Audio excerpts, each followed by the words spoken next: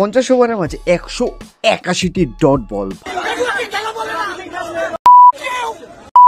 High, আমি কথা বলতেছিলাম বাংলাদেশ ক্রিকেটের চ্যাম্পিয়ন্স ট্রফিতে দ্বিতীয় ম্যাচ নিউজিল্যান্ডের সাথে, যেটা আমরা 5 উইকেটের বিনিময়ে হেরে যাই এবং টুর্নামেন্ট থেকে টোটালি ছিটকে যাই।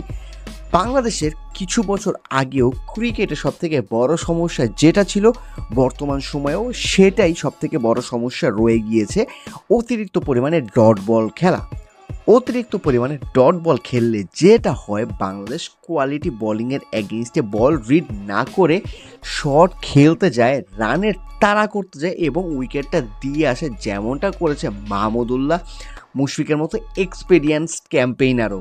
রিস্কি কোনো শট না খেলেও যে ওভারে 4 থেকে 5 রান সহজেই বের করা যায়, এই স্কিলটা কখন বাংলাদেশের ব্যাটাররা নিজেদের মধ্যে নিয়ে আসবে তা আমার আদৌতে জানা নেই। তবে আমার কাছে মনে হয় ওয়ানডে বলেন কিংবা টি-20 বলেন, এখানে টোটালি ভালোভাবে সারভাইভ করতে এবং নিজের ক্রিকেটটাকে আপগ্রেড করতে এই স্কিলটা নিয়ে আসাটা অনেক বেশি গুরুত্বপূর্ণ, যেটাতে আমাদের ব্যাটাররা সম্ভবত খুব বেশি কাজ করছে না, কারণ আমাদের ঘরোয়া লিগটা ওভাবে আসলে প্রস্তুত নয়, যেটা আমাদেরকে ইন্টারন্যাশনাল বোলারদের এগেনস্টে খেলতে মেন্টালি রেডি করবে। সো জানি না আপাতত কী হবে, বাট বাংলাদেশের নিউজিল্যান্ডের সাথে ম্যাচ এবং আপনি ভারতের সাথে ম্যাচটা হারার কারণে যদি চিন্তা করেন, এই একটা কারণ সব থেকে বড় হবে বলে আমার কাছে মনে হয়।